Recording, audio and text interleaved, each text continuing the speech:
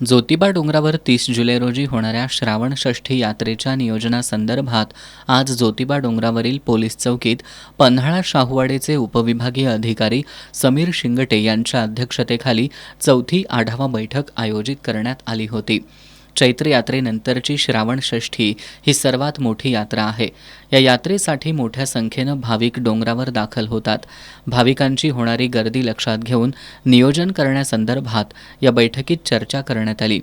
यात्रेपूर्वी विद्युत यंत्रणा दुरुस्ती करण्यासह धोकादायक कठड्यांना रेलिंग बसवणं, स्वच्छतागृहांची संख्या वाढवणं, दर्शन मंडप, पार्किंग, पोलीस बंदोबस्त, मंदिरात मॅटिंग टाकण्याच्या सूचना अधिकाऱ्यांना देण्यात आल्या.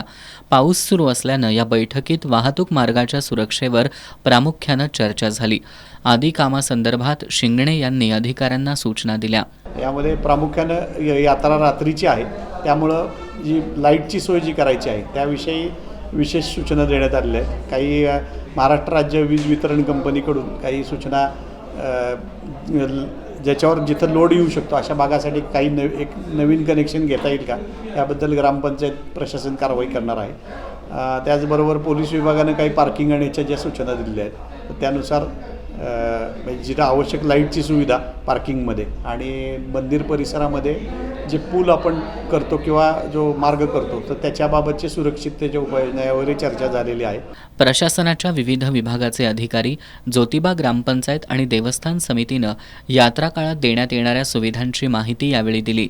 20 जुलैपर्यंत सर्व तयारी होईल अशा पद्धतीनं नियोजन करण्याच्या सूचना देण्यात आल्या.